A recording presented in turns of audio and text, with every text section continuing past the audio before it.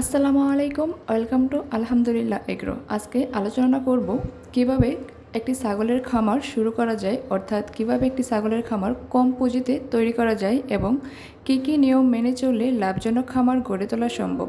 তো চলুন কন্টেন্টের মূল বিষয়ে যাওয়া যাক। প্রথমে সুস্থ এবং ভালো মানের ছাগল নির্বাচন করুন। খামার শুরু করার আগে সুস্থ ও রোগমুক্ত ছাগল বেছে নিতে হবে। ভালো যে কোনো জাতের ছাগল কালেক্ট করলে তাহলে দেখা যায় যে লাভ হওয়ার সম্ভাবনা বেশি থাকে। দ্বিতীয়ত, খামারের জায়গা নির্বাচন করুন। ছাগলের খামারের ক্ষেত্রে উঁচু ও শুকনো জায়গা নির্বাচন করা উত্তম। সূর্যের আলো ও বাতাসের জন্য খোলা জায়গা নির্বাচন করা ভালো।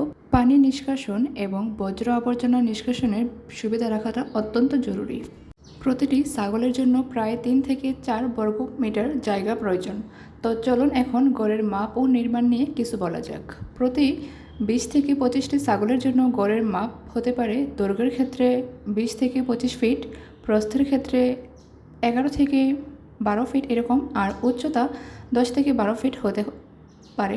আমরা যেহেতু সেমি ওপেন বা এলিভেটেড শেড তৈরির খরচ হিসাব দেখানোর চেষ্টা করছি, সেজন্য উচ্চতাটা একটু বেশি প্রয়োজন।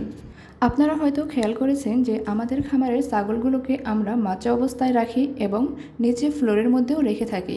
তো মাচা স্টাইলে যদি আপনারা ছাগলের খামার করতে চান তাহলে সেই ক্ষেত্রে নিচে সিমেন্ট ডালাই দেওয়াটা অত্যন্ত জরুরি। তারপর মেঝে থেকে বা সিমেন্টের ডালাই থেকে 4 থেকে 5 ফিট ওপরে মাচা তৈরি করতে হবে। মাচা তৈরির ক্ষেত্রে অবশ্য কাঠ বা বাঁশ ব্যবহার করতে হবে এবং নিচে বাঁশের খুঁটি ব্যবহার করা প্রয়োজন। তো খামারকে মজবুত করতে অবশ্যই আপনারা বাঁশ বা কাঠের প্রত্যেকটা স্লাইসকে সমান করে নেবেন, তাহলে ছাগলের পা মচকে যাওয়ার কিংবা ছাগলের বাচ্চা পড়ে যাওয়ার কোনো সম্ভাবনা থাকে না। এবং অবশ্যই এরকম এই যে বাঁশ দিয়ে সিঁড়ি করে দিবেন। অনেকে হয়তো আমার সাথে দ্বিমত পোষণ করতে পারেন কিংবা এরকমও বলতে পারেন যে আপু, এটা তো একটু এক্সপেন্সিভ হয়ে যাবে, যে আপনি কেন সিমেন্টের ডালাই দিয়ে খামার তৈরি করার কথাটা বললেন। আসলে শুষ্ক মৌসুমে এটার প্রভাব খুব একটা না পড়লেও বর্ষা মৌসুমে আপনারা ঠিকই টের পাবেন যে আমি আসলে এই কথাটা কেন বললাম। তো ছাগলের সুস্থতা এবং সব কিছু বিবেচনা করে আসলে আমি এই কথাটা বললাম। তো আপনারা যারাই খামার তৈরি করতে চাচ্ছেন বা নতুন যারা খামার দিবেন তারা অবশ্যই এই বিষয়টা খেয়াল রাখবেন। আপনার যদি পরিকল্পনা এমন থাকে যে আমি ছাগলের খামার করব এবং সেটা দীর্ঘমেয়াদী হবে, তাহলে আমি বলবো যে এই ছাগলের খামার করতে গেলে একটু টাকা বেশি লাগে, সেজন্য ইনভেস্ট করাটাই আসলে আমার মনে হয় ভালো। সম্পূর্ণ ঘরটা এরকম হবে যে ওপরে টিন দেওয়া থাকবে, মানে টিন সিট স্টাইল, তারপর নিচে সিমেন্ট দিয়ে পুরোটা ডালাই দেওয়া হবে। অনেকেই বলতে পারেন যে আপু, মাটিতে রাখলে প্রবলেম কি, সিমেন্ট দিয়ে কেন শুধু শুধু ডালাই দিতে যাব।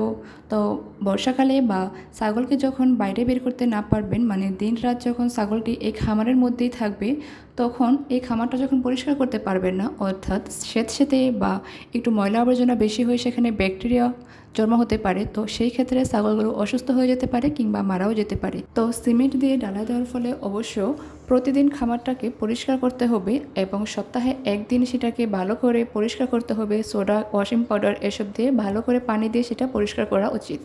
সেই ক্ষেত্রে খামারের ফ্লোরিংটা যদি মাটির তৈরি হয় তাহলে পরিষ্কারের একটা ঝামেলা তো থেকেই যায়, সেই সাথে ব্যাকটেরিয়া বা ময়লা আবর্জনাগুলো তো খামারের মধ্যে বাসা বাঁধে। তো সেই ক্ষেত্রে দেখা যাচ্ছে ছাগলের ওপর এটার একটা প্রভাব পড়বে।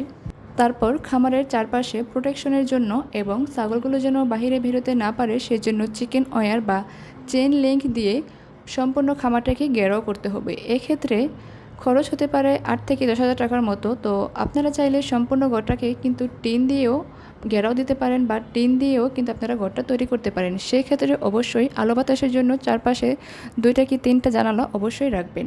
সেক্ষেত্রে খরচটা হতো বা 8 থেকে 10,000 টাকা থেকে কমে 6-7,000 টাকার মধ্যে আসতে পারে। তো খামারটা যেভাবেই করা হোক না কেন, অবশ্যই প্রবেশপথ বা মেইন দরজা তো একটা থাকতেই হবে এবং অবশ্যই সেটার মধ্যে লক করার সিস্টেমটা রাখবেন।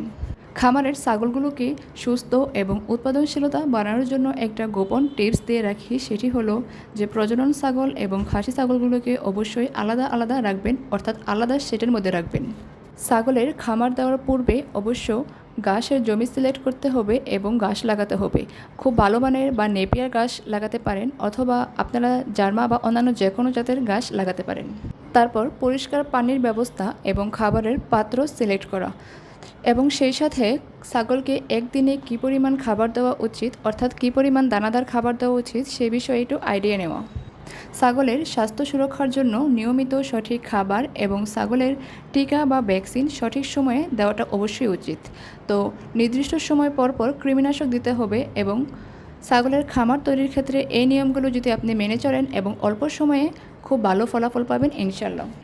আমার অনেক বন্ধুরাই আমাকে কমেন্ট করেছিল যে ছাগলের খামার শুরু করতে চাই, কিভাবে শুরু করবে। তো সেজন্যই আমার আজকের এই ভিডিওটা ওদের জন্য। তো আমার আসলে কোনো ধারণা নাই, তো সেজন্য আমি খরচের কথাটা সেখানে উল্লেখ করলাম না, যেহেতু আমাদের খামারটা আরও 4 থেকে 5 বছর আগে করা। তো সেজন্য আমাদের বর্তমানের বাজার মান নিয়ে আমাদের কোনো ধারণা নাই, সেজন্য আমি খরচের কথাটা তুলতে পারলাম না, তো দুঃখিত।